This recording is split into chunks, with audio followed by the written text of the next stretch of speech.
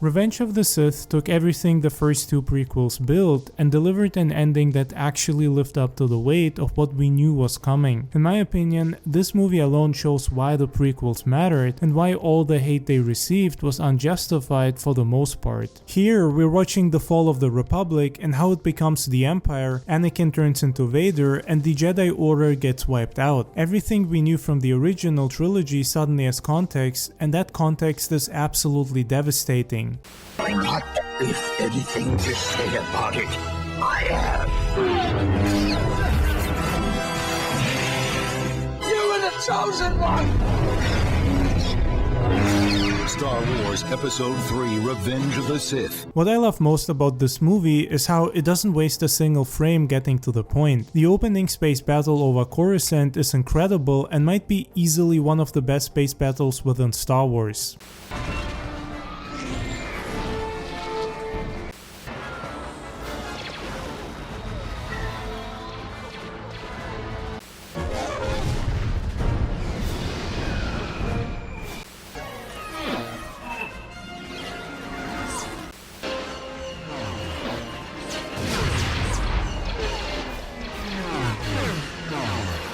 Anakin and Obi-Wan are flying through chaos to rescue Palpatine, who I'm sure is a totally nice guy that deserves to be saved, and the whole thing is this massive showcase of their abilities as Jedi at their peak. The chemistry between Hayden Christensen and Ewan McGregor is perfect here. You can see the friendship and the brotherhood they have, and it almost feels like the start of a Star Wars buddy cop drama, with Obi-Wan being too old for the shit, which makes what happens later even more painful because you know it's all going to fall apart and break your heart. Hold your fire! You're not helping here! I agree. Bad idea. I sense a trap. Next move? Spring the trap. Drop your weapon. I said drop them. Roger. Ray shields. Wait a minute. How did this happen? We're smarter than this. Apparently not. Oh, I have a bad feeling about this. I'm too old for this shit. The confrontation with Count Dooku is where we see Anakin taking another step towards darkness. It always felt interesting to me how this fight played out, because Dooku is easily one of the best fighters in all of Star Wars, and even in this fight, he easily beat Obi-Wan.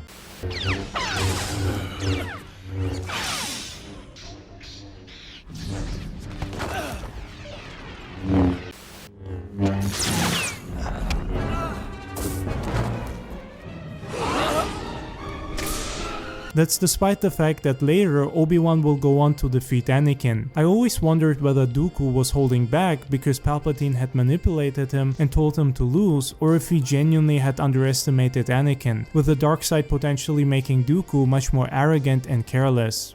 My powers have doubled since the last time we met, Count. Good. Twice the pride, double the fall.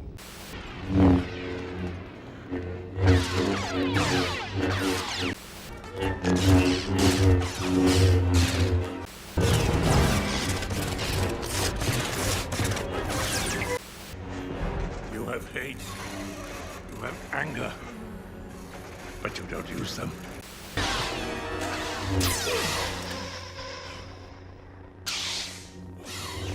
See, as you can see, the more you fuck around, the more you're gonna find out. Palpatine then starts whispering into Anakin's ear like a snake, encouraging him to give in to anger and kill an unarmed prisoner. And Anakin does it. The look on his face afterwards shows he knows he crossed the line, but Palpatine is right there smoothing it over, making it seem justified.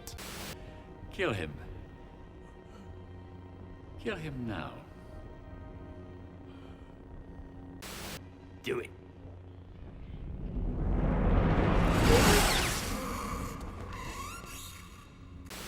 I shouldn't have done that. It's not the Jedi way. It is only natural. He cut off your arm, and you wanted revenge. Ian McDermott's performance throughout this movie is incredible. He's playing both sides perfectly, the fatherly chancellor and the manipulative Sith Lord. And watching him work Anakin is like watching a masterclass on manipulation. Padme's pregnancy is the catalyst for everything that follows. Anakin's visions of her dying in childbirth trigger his desperation, and Palpatine uses that fear like a weapon. The opera scene where Palpatine tells Anakin about Darth Plagueis is chilling. Did you ever hear the tragedy of Darth Plagueis the Wise? He could even keep the ones he cared about from dying. The dark side of the Force is a pathway to many abilities some consider to be unnatural. Unfortunately, he taught his apprentice everything he knew. Then his apprentice killed him in his sleep. Is it possible to learn this power? Not from a Jedi. He's offering Anakin exactly what he wants, the power to save the people he loves, and you can see Anakin considering it even though he knows what it means. The tragedy is that Anakin's love for Padme is what destroys both of them. I feel like the moment Anakin ultimately crossed over to the dark side was him backstabbing Mace Windu, which is easily one of the saddest moments because Mace was an absolute badass and he kicked Palpatine's ass pretty hard. I am the Senate. Not yet. It's treason, then.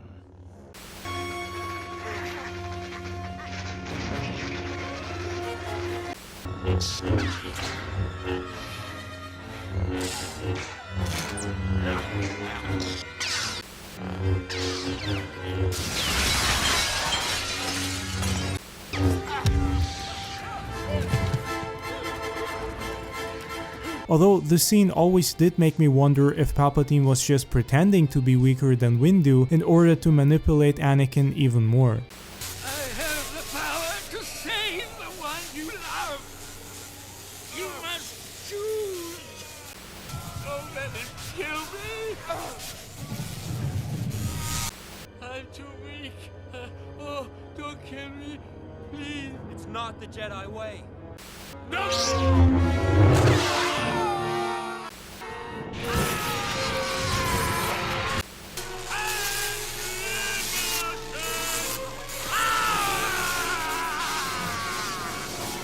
Order 66 is still one of the most devastating sequences in Star Wars. Watching the clone troopers turn on the Jedi they'd been fighting alongside and seeing Jedi Masters get gunned down across the galaxy is just brutal. The music during this also hits really deep because John Williams created this mournful, haunting soundtrack that makes you feel depressed, sad and shocked. The Jedi Order that we saw at its height in the previous films is gone in minutes, wiped out by soldiers they trusted.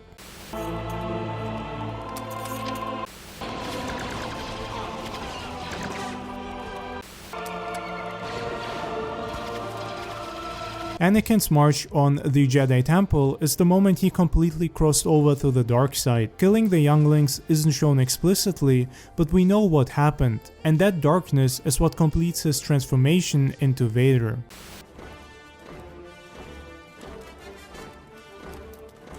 There are too many of them. What are we going to do?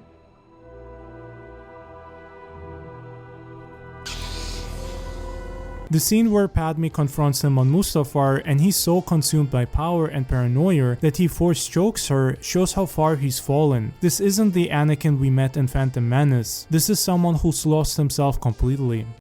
I love you. Liar! You brought him here to kill me. No. Let her go, Anakin.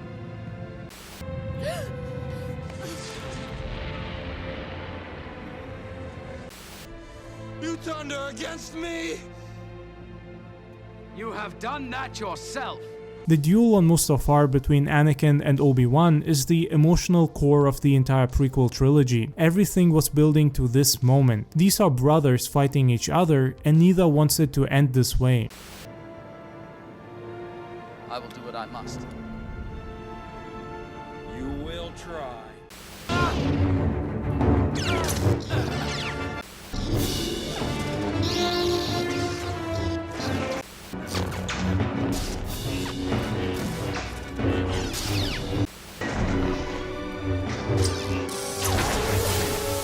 The choreography is intense, and it's also reflecting Anakin's rage and Obi-Wan's desperation. When Obi-Wan finally defeats him and Anakin is burning on the lava bank, Ewan McGregor's delivery of "You were my brother, Anakin, I loved you" is absolutely heartbreaking.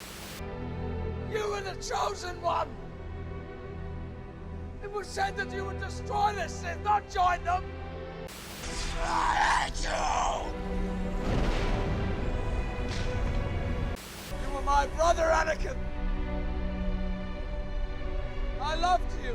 The editing between Anakin being rebuilt as Vader and Padme giving birth to Luke and Leia is just pure genius in my opinion. One life ends as two new ones begin, with Padme dying of a broken heart after losing Anakin to darkness. The birth of the Empire happens with thunderous applause, just like Padme predicted. Palpatine standing before the Senate, transforming the Republic into his fascist empire while everyone cheers, shows how easily democracy can fall when people are scared and looking for someone to provide security. My resolve has never been stronger. The Republic will be reorganized into the first galactic empire! So this is how liberty dies. With thunderous applause.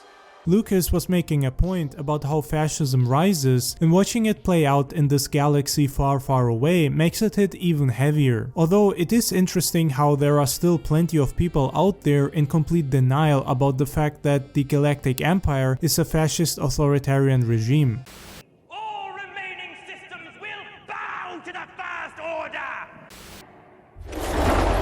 Yoda's fight with Palpatine in the Senate chamber is also one of my favorite moments because of how visually stunning it is, but it's also thematically important. The old Jedi Master against the Sith Lord, and Yoda loses. At last, the Jedi are no more. Not if anything to say about it. I have. If so powerful you are, why leave?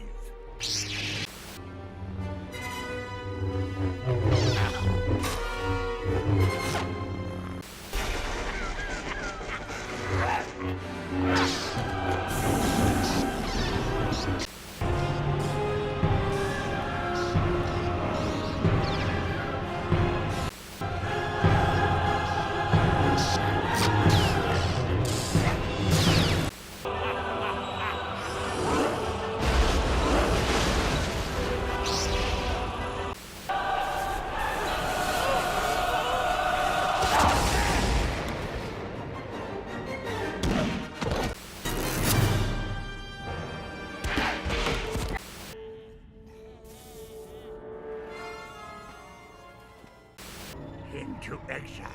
I must go. Failed, I have.